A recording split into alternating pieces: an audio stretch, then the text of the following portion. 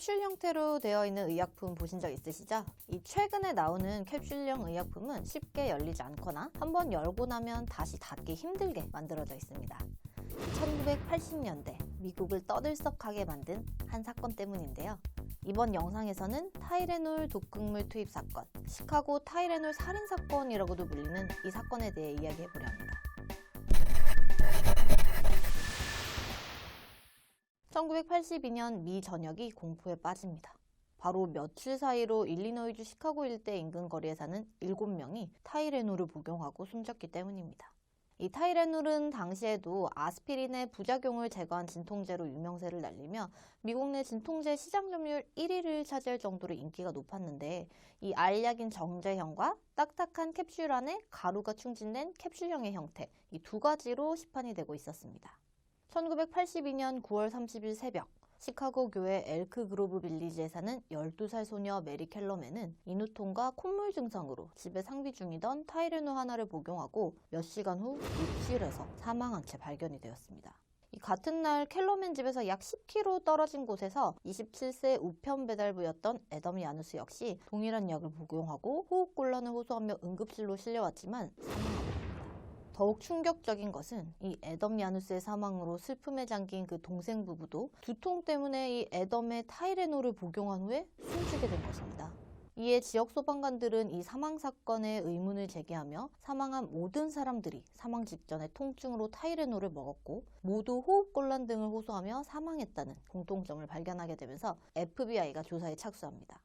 이후 시신에서 청산가리라고 불리는 시안화합물이 치사량의 1만 배에 해당하는 65mg이나 검출되면서 미 전역에 타이레놀 복용주의보가 내려집니다. 그 뒤 소식을 늦게 접한 전화업체 직원이던 35세 메리 맥팔랜드, 승무원이었던 35세 폴라 프린스, 넷째 아이를 갓 출산한 27세 메리 라이너까지 3명의 추가 희생자가 발생하며 총 7명의 타이레놀 복용으로 인한 사망자가 발생하게 됩니다. 처음에는 제약회사의 제조공정상 과실로 의심을 받으며 이 미 전역에 걸쳐서 250명의 사망자가 이 약물과 관련이 있는 것처럼 의심을 받는 등 타이레놀에 대한 소비자들의 공포는 급속도로 전파되었습니다. 그러나 FBI에서 이 사망자들이 구매한 타이레놀의 공급 경로를 역추적한 결과 약품 제조 공장과 포장 용기를 만든 업체, 판매한 소매점이 다 달랐다는 점이 밝혀지고, 이와 더불어 시카고 인근에서만 피해자가 나왔다는 점에 이 제조 공정상에는 문제가 없었던 것으로 여겨지며 타이레놀 제약사인 존슨앤존슨은 임의정상에서 제외됩니다. 경찰은 범인이 처방전 없이 구매가 가능하고 당시 병 뚜껑을 열었다 닫아도 표시가 나지 않는 형태의 포장이던 타이레놀을 여러 가게에서 구매한 후에 일부 캡슐을 열어서 약가루는 빼서 버리고 안에 청산가리를 넣어서 상점 매대에 다시 진열한 것으로 범행 수법을 추정했습니다. 이 전대미문의 약물 변조 범죄 사건은 미국 국민의 94%가 인지하고 있을 정도로 미국 전역을 공황 상태로 몰아갑니다.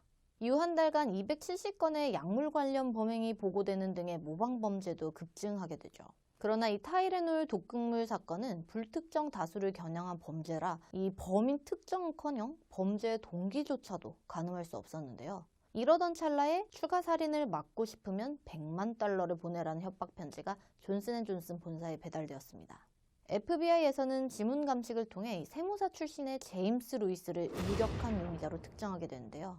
그러나 사건 발생 기간 동안 그는 아내와 함께 뉴욕에 살았다는 확실한 알리바이가 있었고, 결국 FBI는 그를 이 사건의 범인으로는 기소하지 못하고 법원은 공갈 협박과 과거 신용카드 사기 혐의로만 20년형을 선고하게 됩니다.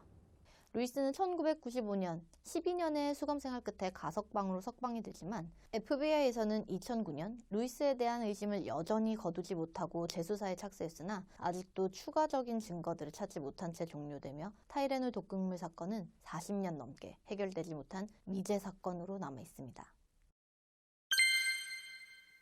이 충격적인 사건이 지금까지도 회자되는 이유는 단순히 미제 사건이기 때문은 아닌데요. 이 사건 이후로 의약품 자체뿐 아니라 이 의약품 포장하는 용기의 중요성에도 관심이 높아지게 된 것이죠.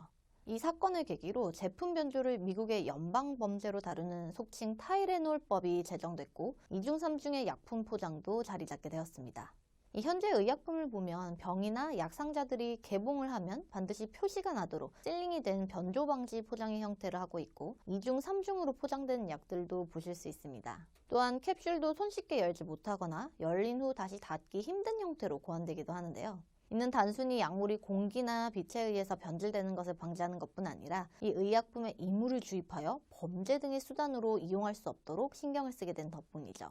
이를 두고 타임지는 제품의 안전 기준을 제시한 혁명이라고 단언하기도 했습니다. 여전히 해결되지 못한 끔찍한 사건이었지만 이로 인해서 의약품은 좀 더 안전하게 발전되었다고 볼 수 있는 것이죠.